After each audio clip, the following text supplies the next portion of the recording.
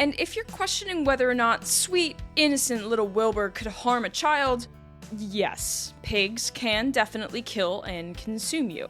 Go watch Hannibal, the movie, not the show, or Snatch, or Rambo, or a strange 70s horror film called Pigs. Why are there so many movies that feature pigs eating people? Welcome to A Popular History of Unpopular Things, a podcast that covers the unpopular stories from history. Tales about disease, death, and destruction. I like learning about all things bloody, gross, mysterious, and weird. And today's episode definitely belongs in the weird category. In 1457, a mama pig, or sow, and her 6 piglets were put on trial for the murder of a 5-year-old boy in Savigny, France. Yep, you heard that right. A pig and her 6 little piglets were put on trial. So in today's episode, we're going to dig into the history and find out, well, 1, how, and 2, why. Like we normally do on the AFAL podcast, we'll start with some historical context. What was happening in that period of time that led to a trial against a pig? And in fact, with today's story, this particular case wasn't the first or only trial against an animal. We have records of animals on trial in Europe from the 13th to the 18th centuries, or the 1200s to the 1700s. The 1457 trial is just the one I'm using as my main example for today. Once we're clear on the history of the times, we'll look at the case itself, and then I want to try to understand why this happened in this very strange period in history where man could actually file a lawsuit against a beast. Today's story may sound like a Blackadder sketch, but I can assure you, it's fact, not fiction. So let's get started. Forgive me in advance for my attempts at French today. Now, before we cover the case itself, we really need to talk about how it was even possible for pigs to be put on trial for their actions. So in today's society, and I'm using the United States as my frame of reference because it's where I live right now, how can you be tried before a judge? What has to happen to put you there? Well, of course, you need to break a law. You're arrested on suspicion of breaking a law, you're put on trial, and either a judge or jury decides whether or not you broke that law. Okay, so who decides what is law and what is not? In the United States, it depends on whether it's a federal, state, or local law, but a legislature decides what the law is, right? This could be something small, like a local ordinance in your town, or a state law, or a federal law. So how about in medieval Europe, then? Who decided what would be law, and how would it be enforced? Well, you see, this is where things get a little bit more complicated. Monarchs would issue laws or decrees when in power. Sometimes local towns would have their own customs and traditions that people would follow. There were also church laws. And of course, an English staple, common law, which is where decisions were made by judges in past cases, that would become the new standard going forth. We've got that in the US too, right? Let's use a classic example. If the Supreme Court says that it's unconstitutional to separate children into public schools based on race, which was Brown versus Board of Ed, then their decision informs future cases. They said you can't separate them into schools based on race, so that is now the law. Legal precedent. But medieval Europe had a mishmash of laws and customs, and this allowed for things like animal trials to take place. Esther Cohen, in her 1986 article, Law, Folklore, and Animal Law, summarizes it nicely. Quote, "Learned Roman glosses, royal legislation, church law, customs, and urban statutes existed side by side, each one created and affected by a different social group and expressing a different facet of contemporary culture, but constantly interpenetrating and influencing each other." End quote. So where, from that wide arrangement of legal codes and customs, does the idea of putting animals on trial come from? Well, let's go back to Roman law, which of course preceded the rest. Roman law did not try animals. Instead, they had a system where the offending animal would be given to the victim in recompense. Animals were considered property, not sentient beings, so the animals themselves were never put on trial. But clearly at some point that shifted. We know that Roman law was still around in medieval Europe, but as I mentioned before, there were other systems now as well. Let's take Philippe de Beaumanoir as an example.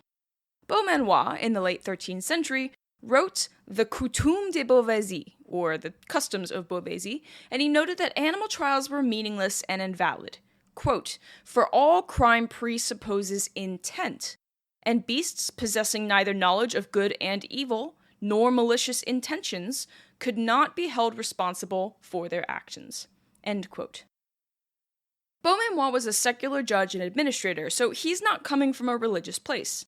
But Thomas Aquinas, a very famous priest and theologian from the same time period, more or less agreed with Beaumanoir, believing that animals were irrational beasts and could not feel guilty for their actions, so therefore could not receive punishment for their crimes.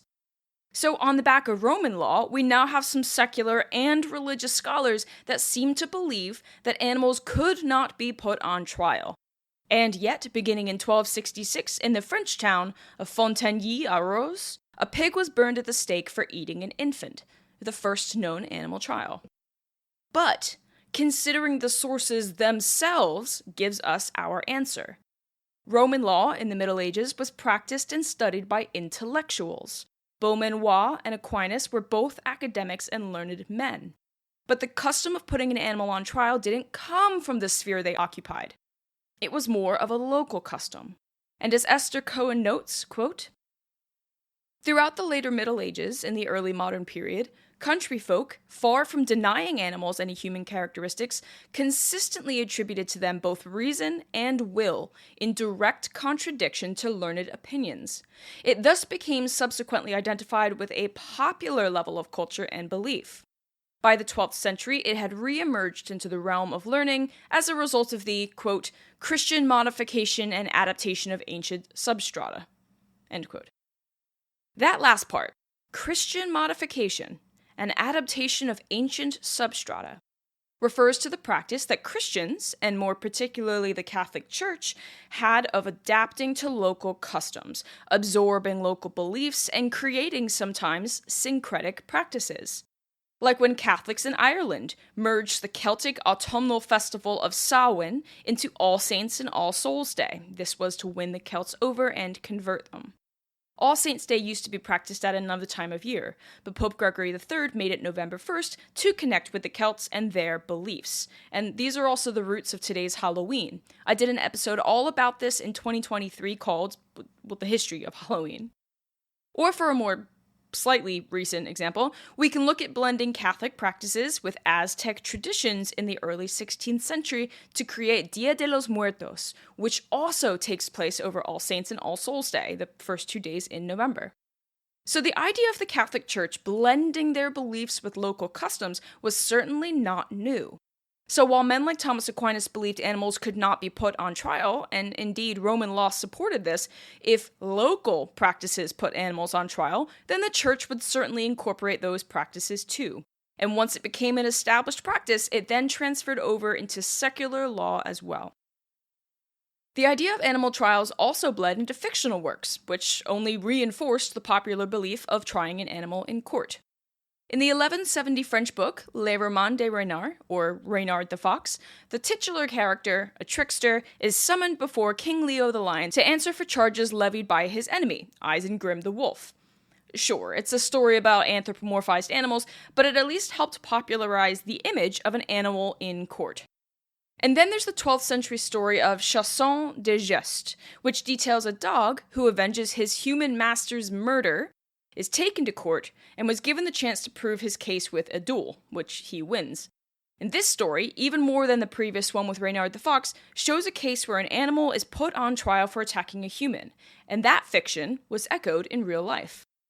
I like the way that Cohen puts it, quote, "Animal trials were unacceptable to an intellectual elite that rejected any blurring of the boundaries between man and beast. But in this field, the learned offensive failed. The tradition of animal trials may have had its roots in elements of folklore and paganism, but it was too deeply integrated into institutional legal procedures to be easily eradicated." End quote. Animal trials fell into one of two basic categories: secular cases or ecclesiastical cases, so non-religious and religious. Domestic animals that kill a human would be tried in secular courts.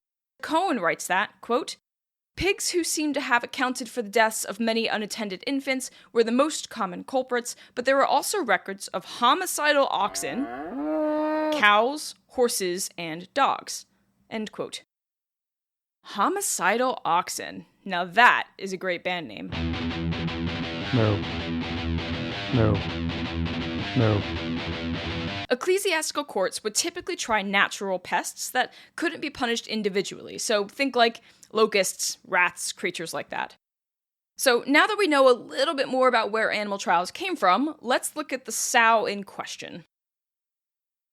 In December of 1457, 5-year-old Jehan Martin was killed by a sow and her 6 piglets, owned by Jehan Bailly of Savigny.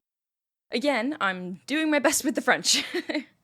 The pigs were caught in the act, so there was no doubt that it was the sow who attacked and killed the boy. And if you're questioning whether or not sweet, innocent little Wilbur could harm a child, I'm Peppa Pig. Yes, pigs can definitely kill and consume you, and I'm not saying all of them do, I'm just saying it is a thing that has and does happen. Go watch Hannibal, the movie, not the show, or Snatch, or Rambo, or a strange 70s horror film called Pigs. And I know there are more examples out there, but those are the ones that come to mind. And why are there so many movies that feature pigs eating people? Anyways, now since this pig was a domesticated animal, she was tried in secular courts in Savigny, where the incident took place. There was a judge who presided over the trial, 1 lawyer for the accused, 2 prosecutors, 8 named witnesses, and then, according to documents, several other witnesses summoned and requested during the trial. So this was serious business. The owner, Jehan Bailly, was formally the defendant, but he was only accused of negligence, not murder. And apparently, he was given the option to argue why his pig should be spared punishment. And he chose not to do that. So the prosecutors argued for a death sentence. After the judge heard from the witnesses and went over the local laws, he decided that the pig should be hanged by her hind legs from a tree. So why this method of execution? Well, this was apparently the custom in nearby Burgundy, so the judge applied that legal custom to this case. If this took place somewhere else, like in Ghent, then the pig may have been beheaded instead and her head put on display. There's a case where that happened to a Ghentian cow. Now, luckily for the cute little pig babies, there is no proof that they were involved with the murder or consumption of poor little Jehan Martin, so they received no punishment. I guess they were just orphaned. So you might be thinking, was this all a farce? Was it a show trial just to make a point? Well, according to historians, animal trials were conducted as similarly as possible to human ones. So therefore, for a few centuries, animals were placed on the same level as humans in court. But interestingly, this goes counter to the very assumptions that the West has about animals and man. I know I keep quoting Esther Cohen, but honestly her article is really fascinating and gave me a lot to think about. Here's what she writes about this conundrum. Quote, "The basic difficulty lies in the common Occidental perception of the relationship between man and nature. Starting with the Bible, both Judaism and Christianity have consistently viewed man as the only creature in God's image and likeness, the only one possessing a reasonable soul, aspiring to salvation and destined for an afterlife. Within the hierarchy of the universe, therefore, man occupies a special place. Carried further, the same concept meant that the vegetal and animal kingdom existed solely for man's use. In this sense, Western culture differs radically from other systems of thought that perceive man and animal as existing upon one continuous plane. The American Indian spoke of his brother the buffalo. The Mexican Indian perceived animals as individual soulmates of each human, and the Buddhist saw transmigration of souls between humans and animals as inevitable. But European thinkers did their best to mark an impassable boundary between man and beast. Perhaps the most extreme expression of this was Descartes' idea that animals are automata possessing neither sense nor feelings. Within this framework, it was conceivable that a beast should be placed in a human situation and treated as a human being. Animal trials, however, did exactly that." End quote. So then, we have a problem. Western belief systems tell us that animals are below us. I'm not calling anyone's individual beliefs out, I'm just talking on the macro scale here. Western religious texts place humans on their own plane higher than animal kind. So if those same systems don't see humans on the same plane as animals, then how can they be given the same treatment in court? There's something inherently contradictory about that, right? And I mean, religions and governments have never contradicted themselves, so what could possibly explain this paradox? And as E.P. Evans writes in his book, The Criminal Prosecution and Capital Punishment of Animals, quote, strangely enough, it was in the latter half of the 17th century, an age of comparative enlightenment, that this cruel penalty seems to have been most frequently inflicted. End quote. This is a contradiction I pointed out in various episodes where I talk about slavery. I mentioned it most recently in my Belgian Congo episode. How can a Western world, undergoing the scientific revolution and enlightenment, which pushes the ideas of freedom and equality, still actively engage in slavery? You can't have both. How can you rationalize freedom and equality for some, but not all? And the answer to that is racism, among other things like ethnocentrism. But the animal trials represent another side of contradictory European principles. Europe was transitioning from the superstitious Middle Ages to the rational industrial period, but we don't see that same progression when we look at legal systems. So what can we say about why these animal trials took place? I read one explanation in J.J. Finkelstein's 1981 article titled The Ox That Gored. He argued that animal trials were a way of cementing an animal's place in the social hierarchy below humans.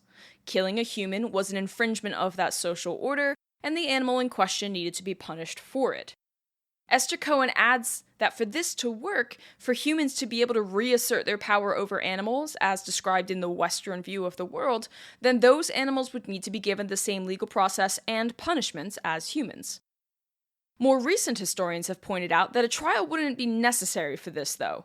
The aggrieved party could just kill the animal his or herself and get the same results, right? Paul Schiff-Berman argued in a 1994 article that animal trials were simply a way of reimposing social order in the wake of a child's death, which may have seemed random at the hands, or hoofs, I suppose, of an irrational actor.